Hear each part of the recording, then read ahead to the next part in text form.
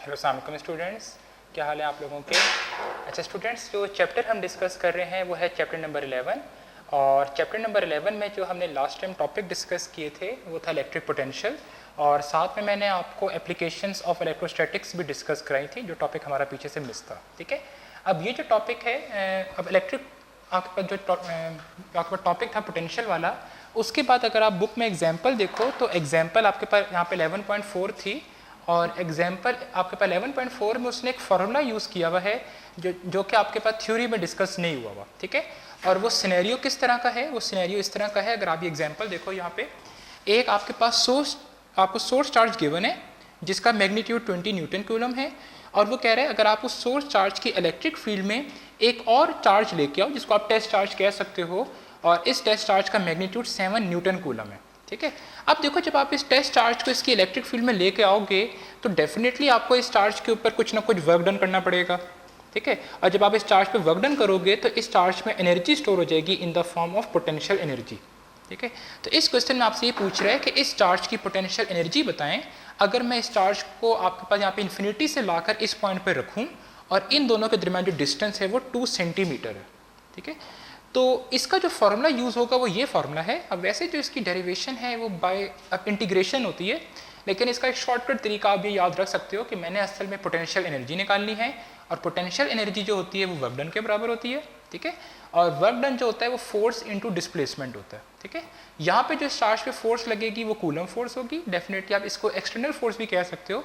तो हमारी फोर्स और कूलम फोर्स, क्योंकि कूलम फोर्स जो होगी वो आपके पास यहाँ पे रिपल्सिव होगी और हमारी जो फोर्स होगी वो उस रिपल्शन को आपके पास कम करने के लिए ना उसको, तो ये हम यहाँ पे फोर्स लगाएंगे और डी वो डिस्टेंस है जो कि उस चार्ज को मैंने मूव कराया। ठीक है, अच्छा अब कूलम फोर्स जो है, कूलम फोर्स का फार्मूला आपने पढ़ा हुआ है, ये K Q1 Q2/r² और डी जो है उसको मैंने आर से रिप्लेस कर दिया, distance between the source charge and the test charge.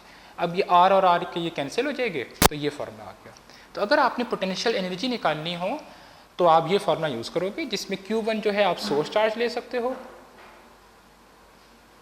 और Q2 जो है आप वो टेस्ट चार्ज ले सकते हो। तो जिस तरह ये एग्जाम्पल है, इस एग्जाम्पल को अगर आप सॉल्व करने लगो तो आप Q1 की वैल्यू क्या पुट करोगे, 20 न्यूटन कूलम, इसको आप Q1 ले लो। ये टेस्ट चार्ज है, इसको आप Q2 ले लो और फ़र्क नहीं पड़ता आप बेशक इसको Q1 Q2 ले लो क्योंकि आपके पास मल्टीप्लाई हो रहे हैं, तो मल्टीप्लाई में आपका कम्यूटेटिव प्रॉपर्टी होल्ड करती है। उसके बाद जो है R जो है वो डिस्टेंस है, तो डिस्टेंस आपको यहाँ गिवन है 2 सेंटीमीटर। इस 2 सेंटीमीटर को आप कन्वर्ट कर लो मीटर में, तो मीटर में कन्वर्ट करने के लिए आप इसको 100 से डिवाइड करोगे तो 0.02 मीटर आ जाएगा। तो इस तरीके से आप इस चार्ज की पोटेंशियल एनर्जी निकाल सकते हो जो कि इसने स्टोर की हुई होगी। ठीक है, नेक्स्ट टॉपिक जो हमारे पास है वो है इलेक्ट्रिक पोटेंशियल एनर्जी या फिर electric potential due to a point charge.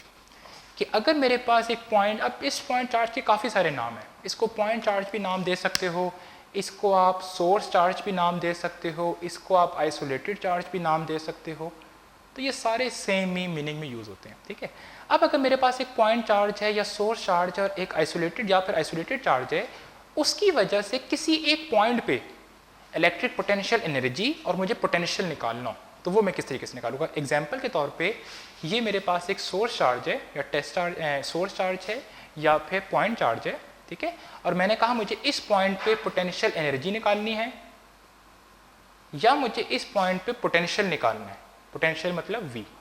ठीक है, तो वो हम क्या करेंगे, उसके लिए फॉर्मूला क्या होगा वो हम इस टॉपिक में डिराइव करेंगे। पोटेंशियल एनर्जी का कंसेप्ट और पोटेंशियल का कंसेप्ट हम पिछले टॉपिक में पढ़ चुके हैं कि पोटेंशियल एनर्जी जो होती है, अगर इस पॉइंट पे पोटेंशियल एनर्जी निकालनी है तो इस पॉइंट पे पोटेंशियल एनर्जी का मतलब ये होगा कि मैं चार्ज लूँ, उस चार्ज को मैं कहाँ से लाऊँ, इन्फिनिटी से लाऊँ, और इन्फिनिटी से लाकर अगर मैं उस चार्ज को इस पॉइंट पर रखूँ तो मुझे जितना वर्क डन करना पड़ेगा वो इस पॉइंट की पोटेंशियल एनर्जी कहलाएगी। और अगर मुझे इस पॉइंट पे पोटेंशियल निकालना हो तो यही डेफिनेशन होगी कि, लेकिन आप एक चीज़ और ऐड कर दोगे कि अगर 1 कूलम चार्ज हो, 1 कूलम चार्ज को अगर मैं यहाँ पे इन्फिनिटी से लेकर आऊँ और इस पॉइंट पर रखूँ तो जितना वर्क डन करना पड़ेगा उस चीज़ को पोटेंशियल कहेंगे। ठीक है, ये हम लास्ट एक लेक्चर जो कि इलेक्ट्रिक पोटेंशियल था उसका लेक्चर नंबर पार्ट 1 और पार्ट 2 में आप देख सकते हो, ये चीज़ें हमने डिटेल में डिस्कस की हुई हैं। अब सबसे पहले वो आपको एक फील्ड का कंसेप्ट दे रहे हैं कि फील्ड असल में कहाँ तक एक्सटेंड करती है। दो तरह की फील्ड यहाँ से डिस्कस कर रहे होते हैं, ग्रेविटेशनल फील्ड और इलेक्ट्रिक फील्ड। मैग्नेटिक फील्ड भी होती है, यहाँ पे हम ग्रेविटेशनल और इलेक्ट्रिक फील्ड डिस्कस कर रहे हैं। अब वो कह रहे हैं कि ग्रेविटेशनल फील्ड कहाँ तक एक्सटेंड करती है। जिस तरह अर्थ की ग्रेविटेशनल फील्ड है, तो अर्थ की जिस तरह अर्थ की ग्रेविटेशनल फील्ड है ना, अब ग्रेविटेशनल फील्ड तो मैस की वजह से होती है, लेकिन इलेक्ट्रिक फील्ड जो होती है वो चार्ज की वजह से होती है। ये फील्ड कहाँ तक एग्जिस्ट करती है, तो इसको हम थ्योरेटिकली कहते हैं कि ये फील्ड जो है इन्फिनिटी तक एग्जिस्ट करती है, ठीक है। और इन्फिनिटी पे जाके ये फील्ड कितनी हो जाती है, जीरो। मतलब हम ये कहते हैं कि ये जो इलेक्ट्रिक फील्ड है, अगर एक चार्ज हो उसकी फील्ड बहुत दूर तक भी एग्जिस्ट करेगी, लेकिन अब आपके पास यहाँ पे इन्फिनिटी पे जाके उसकी फील्ड कितनी हो जाएगी, जीरो, इलेक्ट्रिक फील्ड। आप चाहो तो इसको आप इस फॉर्मूले से देख भी सकते हो। इलेक्ट्रिक फील्ड का फॉर्मूला है k/r², ठीक है। और r जो है वो डिस्टेंस है इस सोर्स चार्ज का, और जिस पॉइंट पे आप इलेक्ट्रिक फील्ड निकालना चाह रहे हो, ठीक है। अब मैंने कह दिया, समझ लो ये वो पॉइंट है जो कि कहाँ पे है, इन्फिनिटी पे। तो इस केस में डिस्टेंस कितना हो गया, इन्फिनिटी। r की जगह आप क्या पुट करोगे, इन्फिनिटी, और नीचे इन्फिनिटी का स्क्वायर।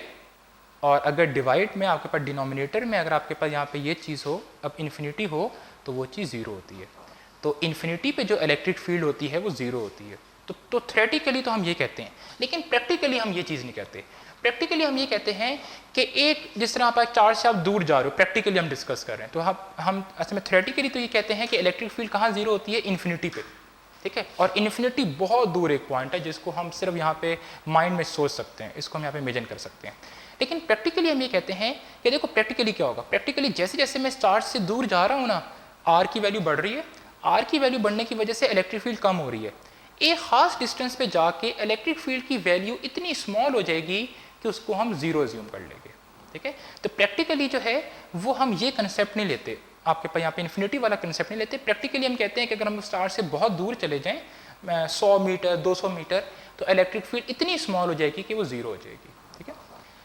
अच्छा, तो ये कुछ पॉइंट्स है। तो इलेक्ट्रिक फील्ड भी और ग्रेविटेशनल फील्ड भी थ्योरेटिकली कहाँ जीरो होती हैं, इन्फिनिटी पे, लेकिन प्रैक्टिकली जो होते हैं वो बहुत ज़्यादा डिस्टेंस पे जीरो हो जाते हैं। जैसे अर्थ की एग्जांपल ले लो, स्पेस में जाके अर्थ की ग्रेविटेशनल फील्ड इतनी स्मॉल हो जाती है कि वो ना होने के बराबर है, ठीक है। अच्छा, अब टॉपिक पे आते हैं। इसी टॉपिक पे हमने इलेक्ट्रिक पोटेंशियल एनर्जी और इलेक्ट्रिक पोटेंशियल निकालना है due to a point charge, ठीक है। अब सबसे पहले हमने एक सिनेरियो लिया, हमने कहा हमने एक आइसोलेटेड चार्ज, और आइसोलेटेड चार्ज वही है कि सोर्स चार्ज कह दो या पॉइंट चार्ज कह दो, और वो हमने पॉजिटिव लिया, और वो हमने कहा स्पेस में फिक्स किया हुआ। स्पेस मतलब 3D में, जिस तरह ये चार्ज है, मैंने इस चार्ज को इधर फिक्स कर दी, चार्ज मूव ना कर सके, ठीक है। अच्छा, स्पेस में फिक्स करने की वजह क्या, ये मैं अभी आपको बताता हूँ। फिर और मैंने एक टेस्ट चार्ज लिया। टेस्ट चार्ज जो है वो हमेशा पॉजिटिव लेते हैं, ठीक है। और टेस्ट चार्ज का मैग्नीट्यूड स्मॉल होगा as compare to source charge, और इस टेस्ट चार्ज को मैंने कहाँ रखा हुआ है, इन्फिनिटी पे, ठीक है। अब देखो, ये मैंने लिया टेस्ट चार्ज, सोर्स चार्ज जो कि प्लस क्यू है, और दूर कहीं आपके पास यहाँ पे इन्फिनिटी पे मैंने क्या रखा हुआ है, टेस्ट चार्ज, ठीक है। अच्छा, अब देखो इनके दरम्यान जो डिस्टेंस है ना वो कितना है, इन्फिनिटी, बहुत दूर डिस्टेंस है। तो मुझे बताओ इस चार्ज पे फोर्स कितनी लग रही होगी, फोर्स इस चार्ज पे जीरो लग रही होगी। क्यों? क्योंकि कूलम फोर्स का जो फॉर्मूला है वो है F(k1q2/r²). आर क्या है, distance between the charges, centre of charges. तो इन चार्जेस के दरमियान जो डिस्टेंस है वो बहुत ज़्यादा है। अगर आर की वैल्यू इन्फिनिटी है तो इस चार्ज पे जो फोर्स लग रही होगी वो जीरो लग रही होगी, ठीक है। क्योंकि अभी जो टेस्ट चार्ज हमने कहाँ रखा हुआ है, इन्फिनिटी पे रखा हुआ है। तो यही मैंने लास्ट लाइन कही कि टेस्ट चार्ज जो है उसको हमने यहाँ पे रखा हुआ है आपके पास, तो उस पर force on it due two plus Q is zero. तो उस चार्ज पे जो सोर्स चार्ज की वजह से जो फोर्स लग रही होगी वो जीरो लग रही होगी। क्यों जीरो लग रही होगी? क्योंकि ये चार्ज इन्फिनिटी पे रखा हुआ है। अब अगर मैं इस चार्ज को इन्फिनिटी से मूव कराऊं इस चार्ज की तरफ, अब जरा इस चीज़ को समझो। अब मैं इस चार्ज को इस चार्ज की तरफ मूव करा रहा हूं और मैंने उसको यहाँ लेके आना है, ये पॉइंट ए पे। अब जैसे देखो, अब मैं जैसे इस चार्ज को, अभी तो चार्ज कहाँ पे था, इन्फिनिटी पे, इसलिए इस पर कोई फोर्स नहीं लग रही थी। लेकिन जैसे ही मैं इस चार्ज को इस चार्ज की इलेक्ट्रिक फील्ड में लाऊंगा, इस चार्ज के करीब लाऊंगा, देखो इस टेस्ट चार्ज के ऊपर भी प्लस साइन है और इस सोर्स चार्ज के ऊपर भी प्लस साइन है, ठीक है। तो इस टेस्ट चार्ज और इस सोर्स चार्ज के दरमियान क्या होगी, फोर्स ऑफ रिपल्शन, ठीक है। तो जैसे ही मैं इस चार्ज को इधर इसकी तरफ मूव कराऊंगा, इस पे फोर्स ऑफ रिपल्शन एक्सर्ट करेगी, ठीक है। अब जब फोर्स ऑफ रिपल्शन होगी वो कोशिश कर रही होगी ये चार्ज दोबारा दूर चला जाए, लेकिन मैं फिर इस चार्ज पे एक्सटर्नल फोर्स लगाऊंगा, और मेरी फोर्स लगाने की वजह से होगा क्या, ये चार्ज कुछ ना कुछ डिस्टेंस कवर करेगा। ठीक है, तो मैं ये कहूँगा मैं इस चार्ज पे वर्क डन कर रहा हूँ। ठीक है, और वर्क डन जो होगा वो भी हमने देखा, वर्क डन क्या हो जाएगा, इस चार्ज में potential energy, electric potential energy की फॉर्म में स्टोर हो जाएगा। ठीक है, तो जैसे ही मैं इस चार्ज को इस सोर्स चार्ज की तरफ मूव कराऊंगा, इस चार्ज पे ये सोर्स चार्ज जो है फोर्स ऑफ रिपल्शन लगाएगा। ठीक है, उस फोर्स ऑफ रिपल्शन को एक ओवरकम करने के लिए मैं इस चार्ज पे एक्सटर्नल फोर्स लगाऊंगा, और वो एक्सटर्नल फोर्स इस फोर्स ऑफ रिपल्शन को ओवरकम करने के लिए। ठीक है, और उस मेरी एक्सटर्नल फोर्स की वजह से ये चार्ज डिस्टेंस कवर करेगा, और डिस्टेंस भी है, एक्सटर्नल फोर्स भी है, तो मैं कहूँगा कि मैं इस चार्ज पे वर्क डन कर रहा हूँ, और उस वर्क डन की वजह से इस चार्ज में इलेक्ट्रिक पोटेंशियल एनर्जी स्टोर हो जाएगी। ठीक है, तो यही चीज़ सारी यहाँ पे डिस्कस की गई है। अगर आप इसको यहाँ पे देखो तो वही मैंने कहा कि as the test charge plus Q is move from आपके पास यहाँ पे infinity towards plus Q, so force of repulsion acts on it. क्यों रिपल्शन क्यों है, क्योंकि टेस्ट चार्ज भी पॉजिटिव है और सोर्स चार्ज भी पॉजिटिव है। ठीक है, अब अगर उस पर फोर्स ऑफ रिपल्शन एक्ट कर रही है तो डेफिनेटली मुझे एक्सटर्नल फोर्स भी लगानी पड़ेगी, तो मैं कहूँगा मैं उस चार्ज पे वर्क डन करूँगा। So work is required to bring it to a point A, तो मुझे अगर उसको पॉइंट ए तक लेकर आना है तो मुझे उस चार्ज पे वर्क डन करना पड़ेगा। ठीक है, अब वर्क डन आपके माइंड में आएगा तो आप कहेंगे सर वर्क डन का तो बहुत सिंपल सा फॉर्मूला है, work done is equal to force into distance, लेकिन यहाँ ऐसा केस नहीं है। अभी हम देखेंगे कि वर्क डन का जो फॉर्मूला है ना, एक्सटर्नल फोर्स इनटू डिस्प्लेसमेंट, वो हम यहाँ लगा नहीं सकते। क्यों नहीं लगा सकते, क्योंकि जो उसमें फोर्स है ना, वो फोर्स जो है जब आप इस चार्ज को मूव करा रहे होगे ना तो उसके पूरे पाथ में फोर्स कांस्टेंट नहीं रहती, ये भी हम डिस्कस करेंगे। ठीक है, अच्छा उसी चीज़ को मैंने भी समझाया कि जैसे जैसे मैं इस चार्ज पे वर्क डन कर रहा हूँ, वर्क डन का मतलब है उस चार्ज में एनर्जी स्टोर हो रही है। ठीक है, तो यही मैंने कहा कि as a test charge moves against the electric field. अब देखो टेस्ट चार्ज इलेक्ट्रिक फील्ड के अगेंस्ट कैसे मूव कर रहा है, देखो इलेक्ट्रिक फील्ड की डायरेक्शन पॉजिटिव के केस में क्या होती है, रेडियली आउटवर्ड, ये इलेक्ट्रिक फील्ड वाले टॉपिक में पढ़ा हुआ है हमने, और इस टेस्ट चार्ज को मैं इसके करीब लेके जा रहा हूँ। अब देखो इलेक्ट्रिक फील्ड की डायरेक्शन इस तरफ है और मैं इस चार्ज को इस तरफ मूव करा रहा हूँ, तो मैंने आपको कहा था कि जब भी हम पॉजिटिव चार्ज को against the electric field move कराएं तो ये चार्ज जो है पोटेंशियल एनर्जी गेन करेगा। तो इसी पॉइंट को यहाँ डिस्कस किया हुआ है कि as the test charge moves against the electric field it gains potential energy, और पोटेंशियल एनर्जी भी नहीं, साथ में इलेक्ट्रिक पोटेंशियल एनर्जी। ठीक है, so when test charge plus Q is at point A it has some amount of electric potential energy.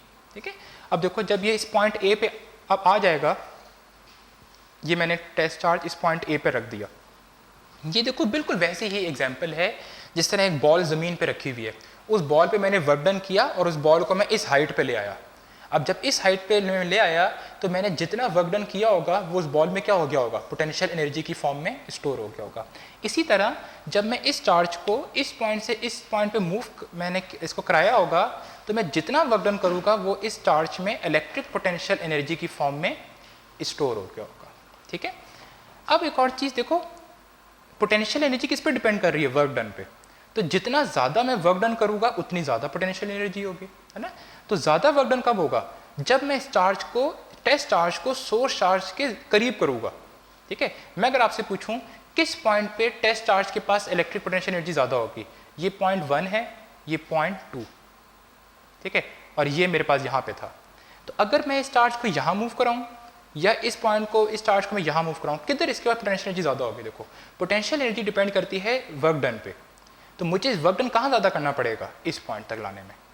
इस point तक लाने में तो वर्क डन कम करना पड़ेगा ना, अगर मैं इस चार्ज को यहाँ से यहाँ तक लाऊं तो वर्क डन जो होगा वो कम होगा, लेकिन अगर मैं इसी चार्ज को यहाँ से लेकर यहाँ तक लाऊं तो मुझे वर्क डन ज़्यादा करना पड़ेगा। अगर वर्क डन ज़्यादा करना पड़ेगा तो इस पॉइंट पे पोटेंशियल एनर्जी भी ज़्यादा होगी। तो इसको आप जनरली क्या कहोगे, आप कहोगे कि टेस्ट चार्ज सोर्स चार्ज से जितना करीब होगा उस टेस्ट चार्ज के पास उतनी ज़्यादा इलेक्ट्रिक पोटेंशियल एनर्जी होगी। तो यही आप कहोगे कि आपके पास यहाँ पे closer the test charge to the source charge the higher will be the electric potential energy. तो जितना करीब आप मूव कराओगे टेस्ट चार्ज को सोर्स चार्ज के करीब, उतनी ज़्यादा वर्क डन होगा और उतनी ज़्यादा इलेक्ट्रिक पोटेंशियल एनर्जी उसमें स्टोर हो जाएगी।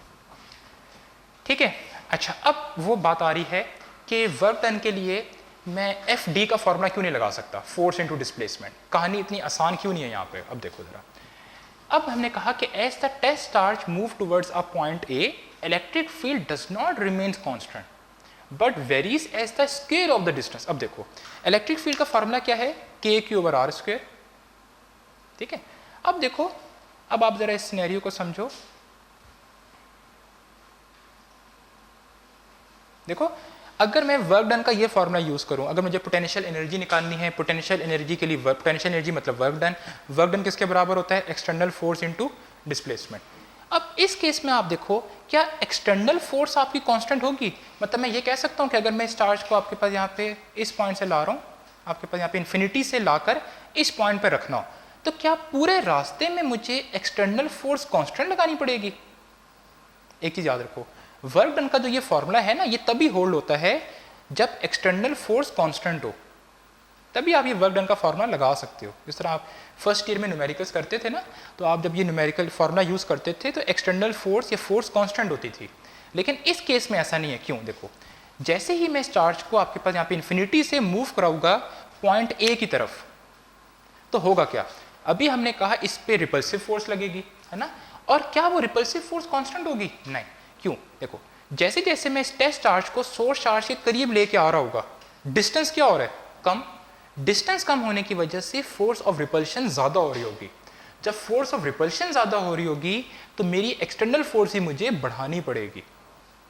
ठीक है, तो जैसे ही आप इस चार्ज को इन्फिनिटी से पॉइंट ए की तरफ मूव कराओगे, आप कहोगे सर हमारा जो इस चार्ज का सोर्स चार्ज से डिस्टेंस कम हो रहा है, मतलब आर कम हो रहा है। आर कम होने की वजह से फोर्स ऑफ रिपल्शन ज़्यादा हो रही है, और फोर्स ऑफ रिपल्शन ज़्यादा होने की वजह से मुझे एक्सटर्नल फोर्स भी ज़्यादा लगानी पड़ेगी। तो अगर मेरी एक्सटर्नल फोर्स कांस्टेंट नहीं है तो क्या मैं वर्क डन का ये फॉर्मूला लगा सकता हूँ? नहीं लगा सकता। ठीक है, तो यही मैंने कहा कि as we move external force does not remains constant. क्यों कांस्टेंट नहीं होगी हमारी एक्सटर्नल फोर्स? हमें ज़्यादा लगानी पड़ेगी। क्यों?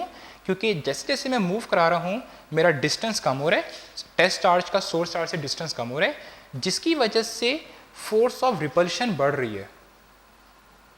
और अगर फोर्स ऑफ रिपल्शन बढ़ रही है तो एक्सटर्नल फोर्स भी ज़्यादा मुझे लगानी पड़ेगी, और अगर एक्सटर्नल फोर्स मुझे ज़्यादा लगानी पड़ रही है तो वर्क डन भी मुझे ज़्यादा करना पड़ेगा। ठीक है, तो ये जो फॉर्मूला है ये होल्ड करेगा? नहीं, क्योंकि ये फॉर्मूला तभी होल्ड करता है जब एक्सटर्नल फोर्स कांस्टेंट हो। तो आप कहोगे so work done is equal to F external force into आपके डिस्प्लेसमेंट डू नॉट हेल्प्स। ये फिर फॉर्मूला हेल्प नहीं करेगा। ठीक है, अच्छा, आप इलेक्ट्रिक फील्ड के सेंस में भी यही कह सकते हो कि जैसे जैसे आप इस चार्ज को मूव कराओगे इलेक्ट्रिक फील्ड कांस्टेंट होगी? नहीं कांस्टेंट होगी, क्योंकि इलेक्ट्रिक फील्ड का जो रिलेशन है वो डिस्टेंस के साथ इनवर्स स्क्वायर लॉ है। तो जैसे जैसे डिस्टेंस कम हो रहा है इलेक्ट्रिक फील्ड बढ़ रही है, और इलेक्ट्रिक फील्ड असल में होती क्या है? फोर्स पर यूनिट चार्ज ही है ना।